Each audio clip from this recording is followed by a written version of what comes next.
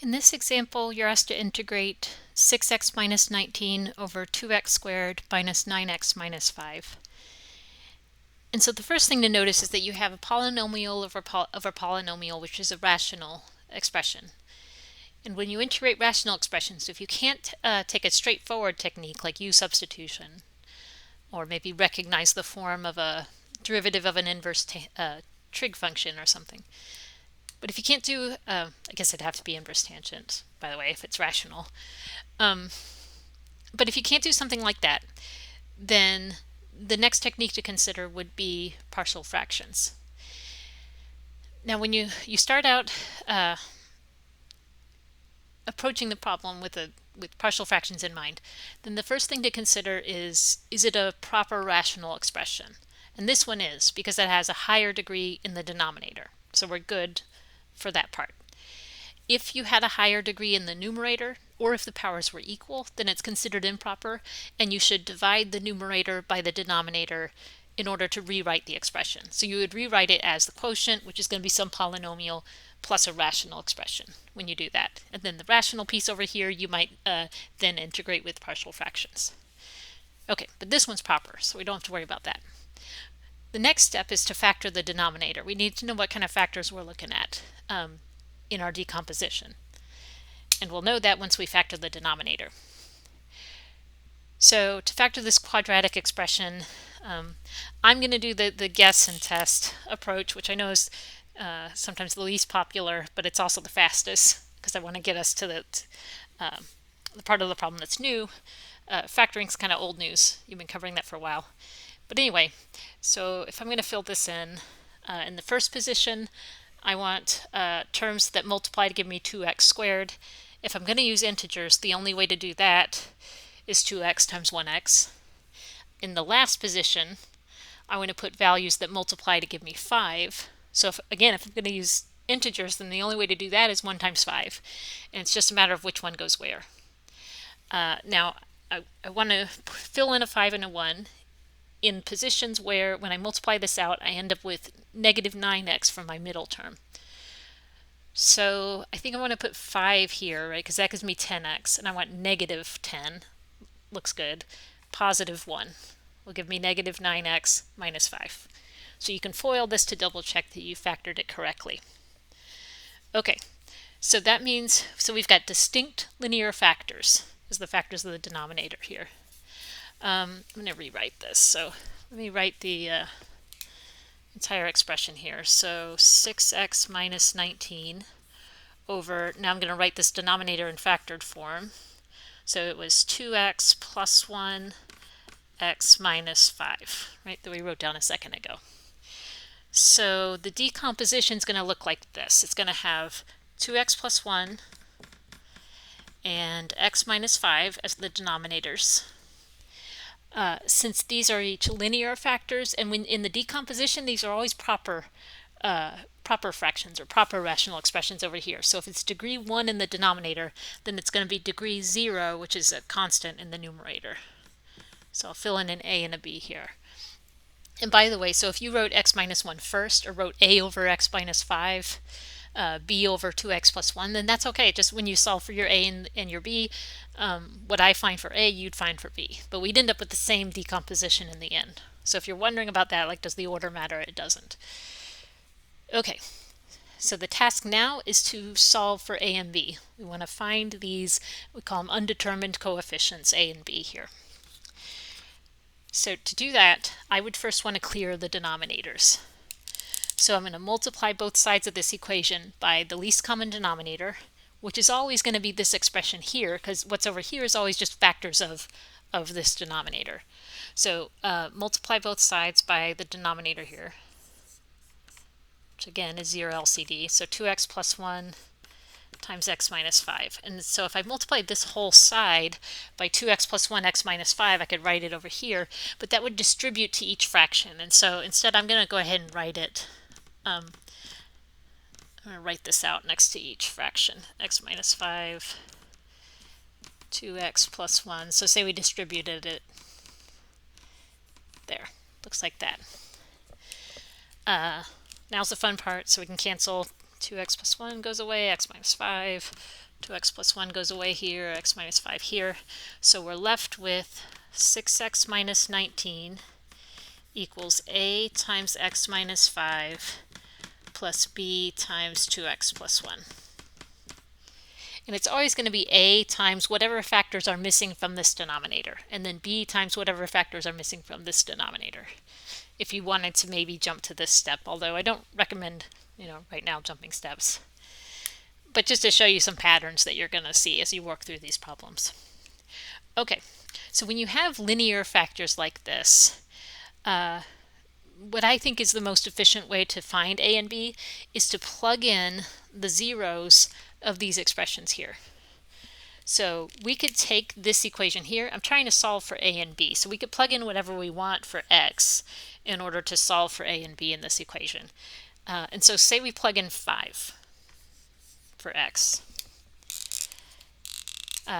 Then 6 times 5 minus 19 equals a times 5 minus 5 plus b times 2 times 5 plus 1.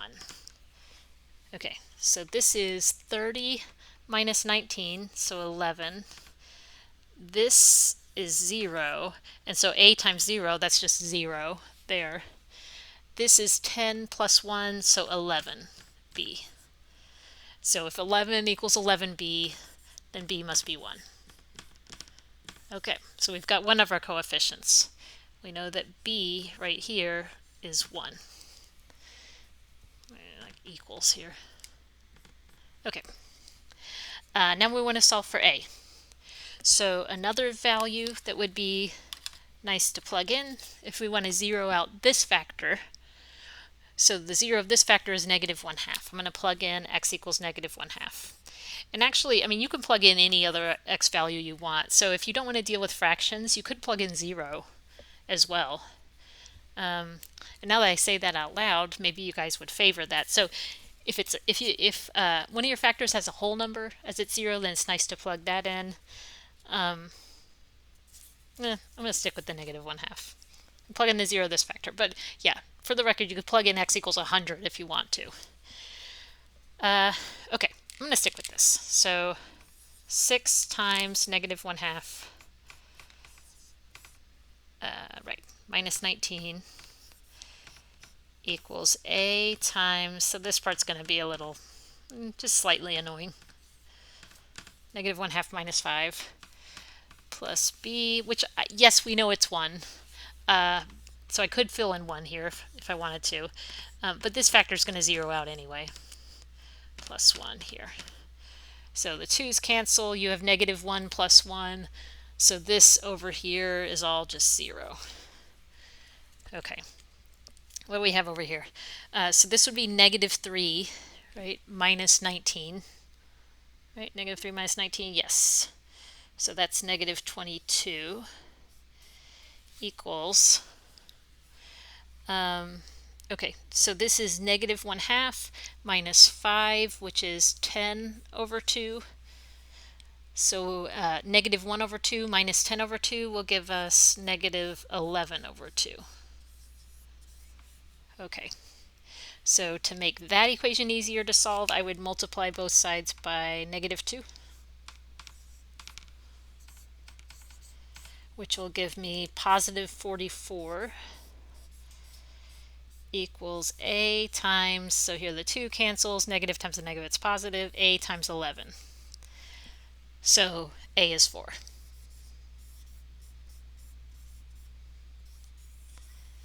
Okay, so a right here is 4. Okay, then that means that instead of integrating this expression, which a U substitution doesn't work, I don't know how else you would integrate this, we can break it down into the integral of 4. Get rid of some of this so I'm not so crowded. So a is 4. So this is 4 over 2x plus 1 plus, I want to make sure I didn't lose a negative. Should b be negative 1? Did I lose a negative? This is 30 minus 19. This is 10 plus 1. No, I guess we're good. So plus 1 over x minus 5. Okay. Yes, and this is much easier to integrate. So let's integrate it real quick. There's a shortcut for the integration here mentioned in the notes. And I'm going to talk about it real quick. So in the notes, I think the way it's written is this. If you integrate anything of the form 1 over ax plus b, so any linear expression in the denominator here, then the way you would always integrate that is with the substitution u equals ax plus b. So then du, this is where a and b are some constants. So the derivative would be this constant a times dx. And so I noticed from grading that you guys favor taking this approach. So dx is du over a. So we could write this as the integral of 1 over u. Dx is equal to du over a. So we could write that as 1 over a integral of 1 over u du. So 1 over a natural log of u, which is ax plus b. Okay, so from here on out, if you're integrating 1 over some linear expression of the form ax plus b, then your antiderivative has this form here. So if we want to apply that to this integral here, so when you integrate this first part, first you could bump the 4 out front, and then the integral of 1 over 2x plus 1 would be 1 over 2 ln of, I guess I should have absolute value, of 2x plus 1 plus ln of x minus 5 plus c. And so this is 2. And then I'd be fine if you left it like that. I mean, I do feel that you should reduce this, make this a 2. You could use properties of logarithms to combine here. I mean, I wouldn't hold you to it, but you could combine and make this the natural log of 2x plus 1 squared, because of the coefficient 2 here. Remember, you can fold that up into the exponent, times x minus 5. That's just if you want to. If you want to condense it, but this form is fine. This is totally acceptable for a final answer.